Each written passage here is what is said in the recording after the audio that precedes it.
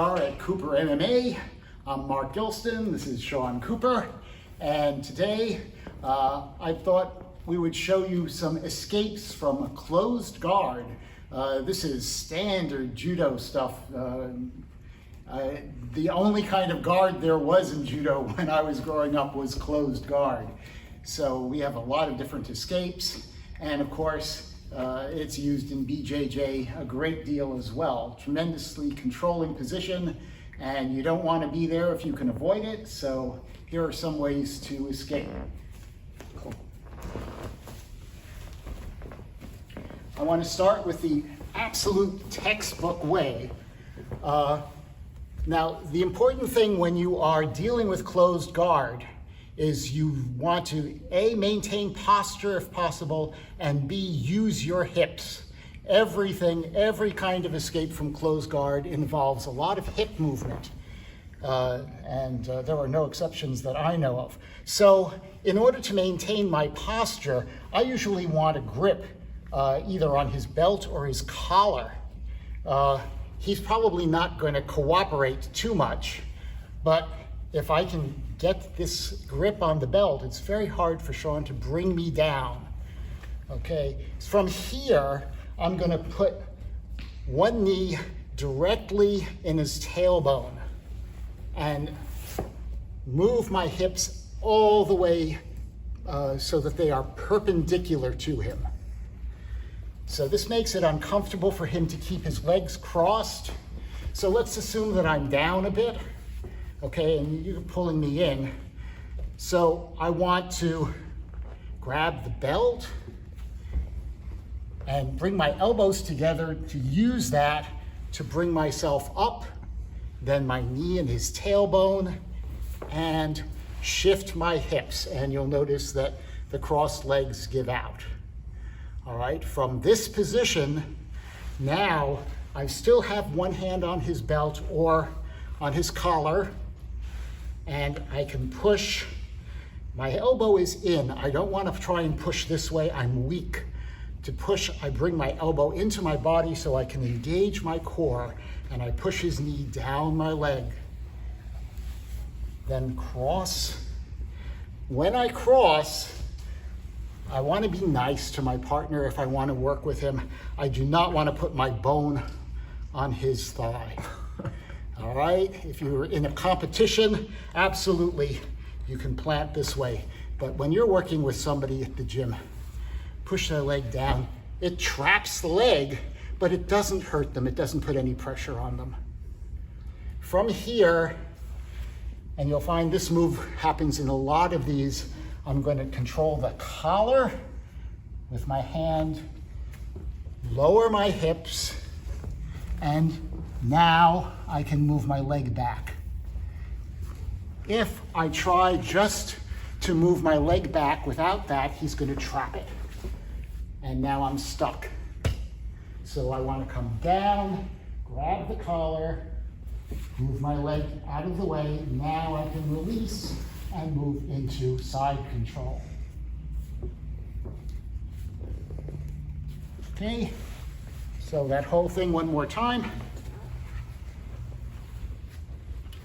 To break his control, go ahead, right? I'm grabbing the belt or the collar, bringing my elbows in, lifting my head, coming up. My one knee goes in his tailbone, shift the hips, come out to the side, maintain control with the collar or the belt, elbow in, push down, cross over, trapping his leg. Far hand around the head, come down, knee out, and into side control.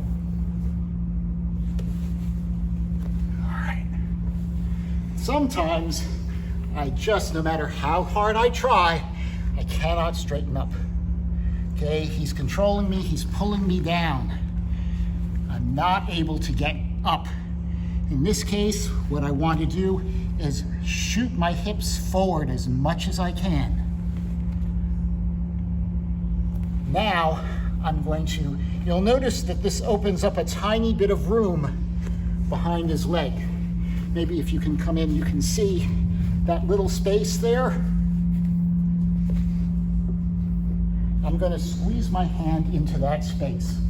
So again, I bring my stomach all the way forward, come my hand into the space. I don't want to stop here. I will be in big trouble. I'm going to keep pushing my hand through till I get to my shoulder. Bring it forward, all the way up. Now, with this hand, thumb in, cross collar. My hips come forward. This hand goes to the side or behind his leg. Either one is fine. Move to the side. And from here, I have a paper cutter choke.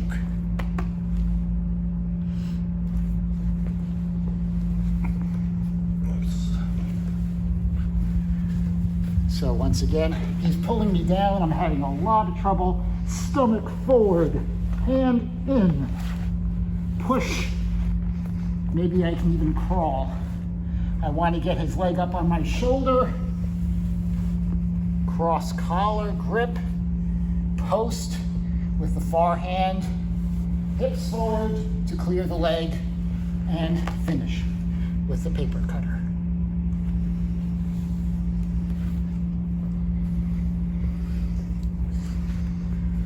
Okay, this time, and I've shown this before, but this is where it comes in.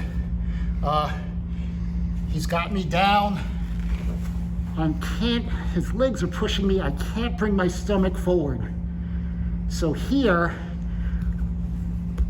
I'm going to reach with this hand either around his neck, if possible. If not, I'll go for an underhook. I want to extend the underhook, and I'm going to shift my hips to the floor on this side. Right, notice that at no point do my hips go up. Everything is down. I want to keep this shoulder compromised. If I don't have the shoulder, I keep the head compromised. I do not want to let him post or take my back. So by having his arm higher than 90 degrees, he's effectively immobilized. From here, keeping low, I keep crawling up. At one point, my hips are on the ground, but I shift.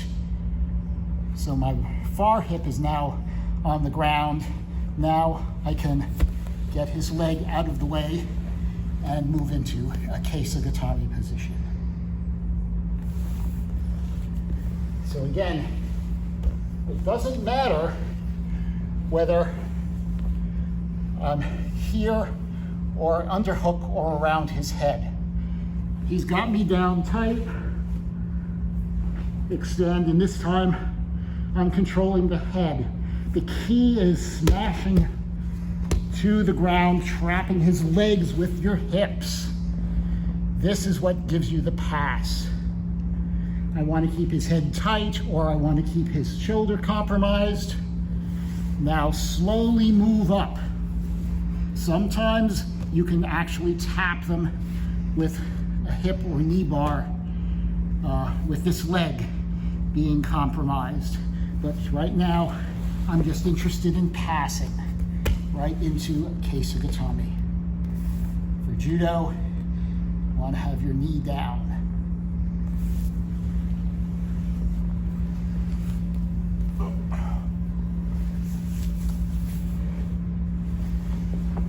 Here, he's really pulling on my head, but you'll notice that my stomach is not compromised. So in this case, I can't bring my stomach forward. I can't grab around the underhook or his head, but I can get to my feet. Once I get to my feet, I'm going to post to the side of his head.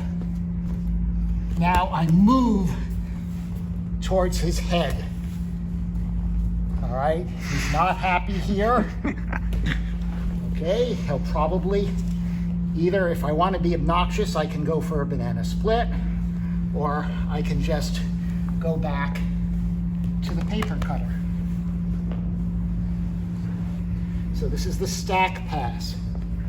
All right, so again, he's pulled my head down, but he hasn't compromised my hips, so I can come to my feet, post on one side of his head, move to the other side, take his back, choke him, split him, whatever. All right? Paul, Sean, would you like to show? Sure, sure.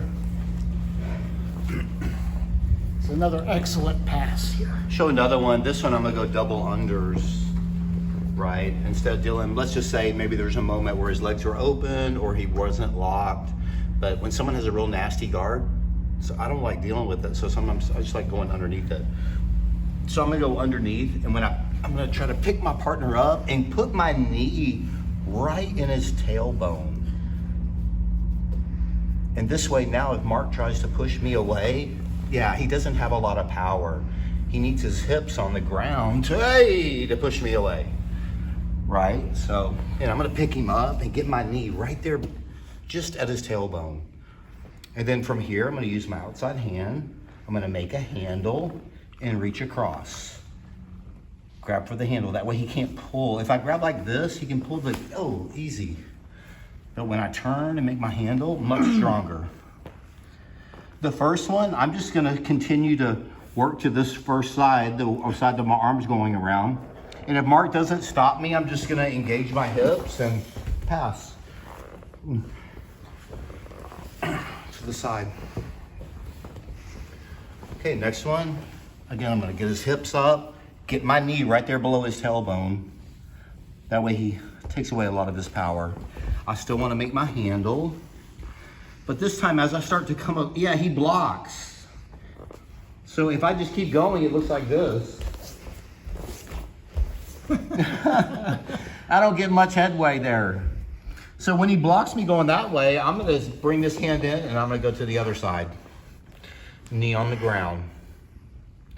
For this one, I like this hand to reach and grab for the head. I'm gonna keep my belly down, take my other leg out, and this hand reaches for the floor as my bottom foot slides off. Now take my arm out. Okay. So again, I got his hips up, knee just below the tailbone, make my handle. I start to come around, he blocks. Doesn't want me to come. So I'm gonna come back inside, right? Look at his attention came over to my knee now. So that hand came off my hip. So easy to go back to the first side. All right, we'll go back to cross side. Good? I'll show one more. I get him up, block, made my handle.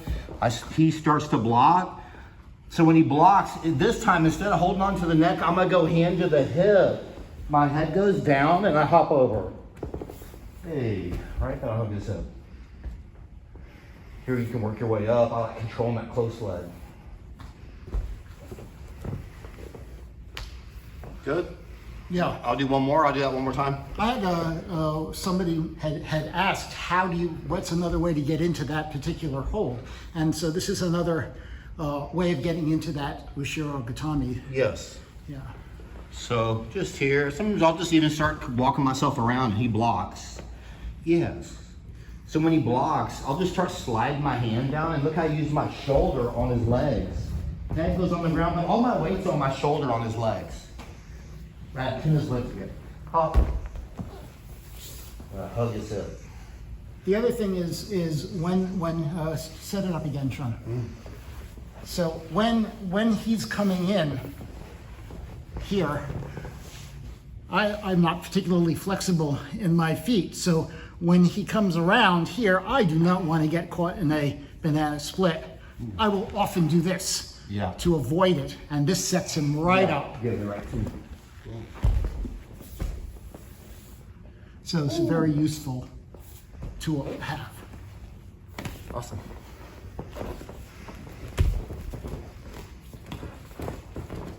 Awesome. Some good guard passes. So, yeah, 5 Yes. guard passes with continuations. Yes. Yes. Fantastic. All right, if you like the video, please click like and subscribe to our channel, Seryoku Zenyo.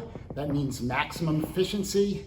If you click on the bell, you'll get the videos as soon as they are posted. Thank you, Sean. Thank you. Smart.